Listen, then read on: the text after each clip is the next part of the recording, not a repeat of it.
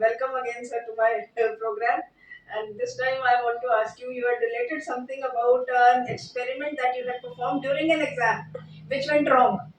So can you please relate that again and remind me also about it, what it was, what had actually happened, and this happened during your student years. Yes, it was in 1969. 1969. Nine. This was my MSc final exam. Final exams. Yes, and the practicals also were held after the theory exams. Oh, right.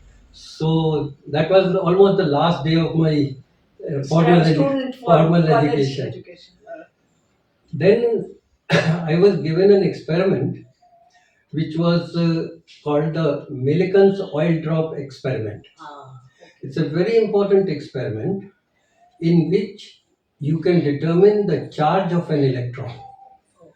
That was the first experiment by Millikan, and he took 10,000 observations to decide the charge of the electron. Exact to calculate the exact charge. Exact charge of the electron.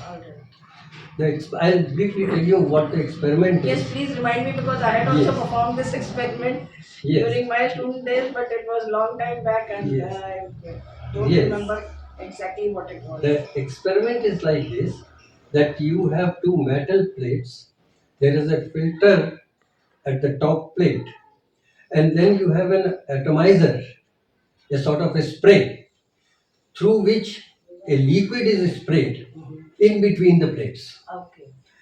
Then what we see, if properly focused through a microscope. we are able to see those tiny little drops shining just like stars in the sky. You have to remove most of the drops by applying an electric field for some time because those drops get charged by the friction between the drop and the plate, metal plate. Okay. Some of the electrons get transferred to the drop and the drops get charged. Some drop may be having charge 2 electrons, 4 electrons, because the charge of the electron is a sort of quantum of charge. So then we remove most of the drops and focus on a single drop, and then we have to measure the velocity with which it is falling. Okay. So because it is falling in air, after some time the drop gets a terminal velocity, and we have to measure that velocity. There's a small scale on that telescope, and so you can find out the time by a stopwatch. Okay. So how many centimeters the drop has moved during that period, and by that you calculate the velocity. Using that velocity, without the application of electric field, and with the application of an electric field which reverses the direction of the drop, you have to measure the velocity both when the drop is falling down and when it is going up. Using that information, there's a definite formulation by which you can calculate the charge of the metal. Oh. So when the drop gets charged, we measure the velocity with which the drop is moving. Right. After some time, actually, initially the drop is accelerated because of gravity. But later, because of the balance between the forces of buoyancy and the force of viscosity, it gets a terminal velocity, which is a fixed velocity. So then we have to measure that velocity. There's a graticule in the Microscope. through which we can measure the distance moved, and by a stopwatch we can measure the time, and then we can calculate its velocity. After getting that velocity, we apply an electric field between the plates. Right. Its direction gets reversed because of the polarity of that electric field, and then we measure the velocity again. Oh. So there are two observations. Velocities with two equations, two velocities. In the second part, it is the electric field force also which is acting on the drop because it is charged. Right. Okay, I get it now. So, by measuring that, we are able to calculate the velocity and then calculate the charge of the electron. It's a very fundamental experiment done by Millikan. and it was the first experiment by which the charge of an electron could be determined. Right. So very basic experiment. Okay.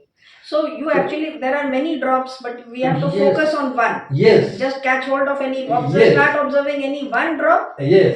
Ignore the others because they are all charged. But we have to focus only Rather, on. we have to apply an electric field for a short time so that most of the drops get removed from the field of view. Okay, we don't want so many over there. Yes, field of view, and then you are able to focus your attention just on that one drop. One drop. This is a tedious experiment. Right. Takes a lot of time. Okay. Because that experiment was allotted to me. I started doing it, and for 3 hours, the total duration of the exam period was 6 hours. For 6 hours, the exam is going to go. Yes, only one experiment is to be performed. Only one experiment in 6 hours. Yes. And there is an external examiner who comes from somewhere else. Yes. Who is going to see what you are doing, and then accordingly he will give the marks. He is going to give you also have a viva with you. Yes. And interact and test your theoretical knowledge. Right.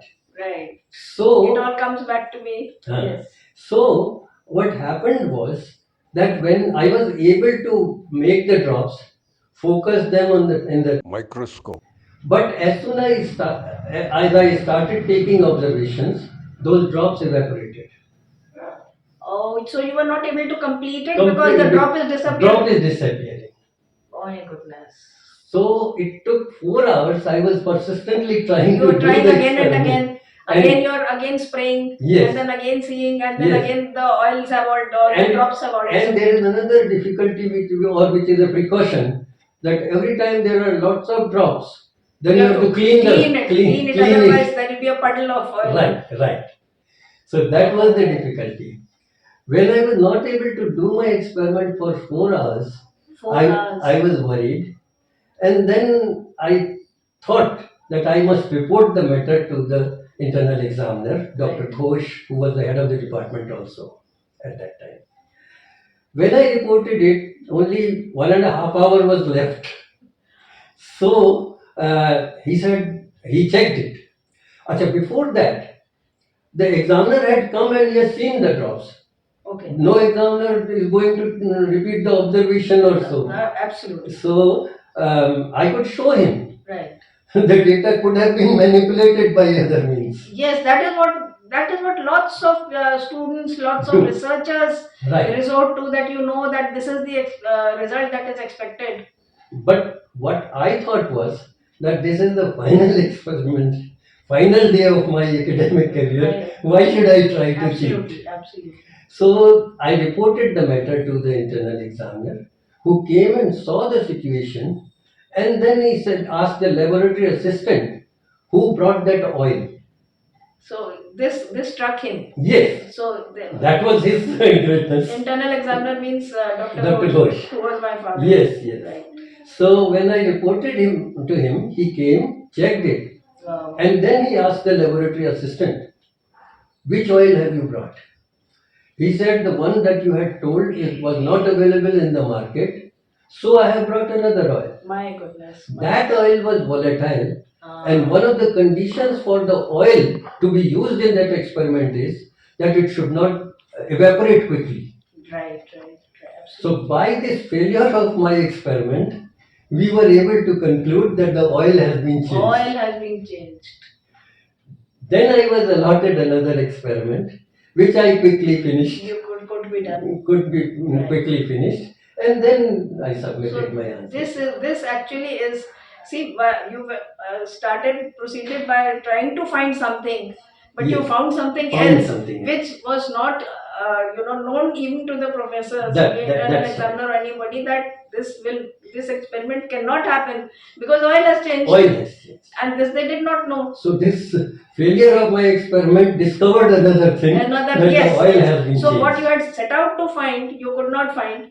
And you found actually why the error is happening. Yes. And that there is, whatever material you need. And my internal examiner, who was the true scientist. Right. he was very happy with my finding, Absolutely. and I was awarded That the is- best. I was awarded the best marks in that. Because yes, but that is actually what science is all about. It's not about trying to find out what the correct answer should be or what the expected answer is, and then you try to manipulate your findings. And this is what is happening everywhere now in sciences, that if you are saying, trying to prove something that you are saying, and you are trying to prove it by any means, which is not science. Science is the quest for truth, for finding out what is a fact. That is science, and that is the mark of a true science student and a science scholar. True. That you're trying to, this is a quest for what actually is. What actually is, right. Not what I am thinking, and that I have to prove what my theory is, and I, by any means, by hook or by crook, I'm trying to prove it. So That is not science. I can never forget that experience. That's true. That's true.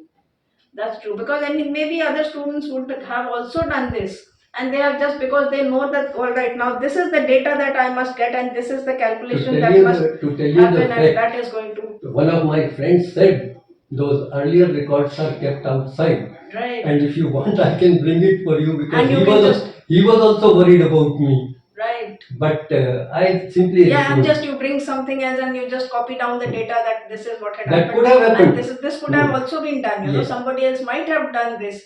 And in fact, this is very sad to say that, because I go to so many schools and so many places, I have heard this saying. Even students report this, that when we are not able to do, even our teachers tell us, oh, just copy down this. You just copy down That's this what answers, now and you I just see, find that and you just write it down, and then it's done, and then the tick tick tick, and the it's all tick marked correct, and they get marks on that. Yes, that's true. That is not Unfortunate. science. That is not. That is not science. That is not. That is not science. That is, and that is cheating. That is a fraudulent method of carrying out an experiment. So That is the true nature of a science student and a scholar. Thank you so much. Thank you.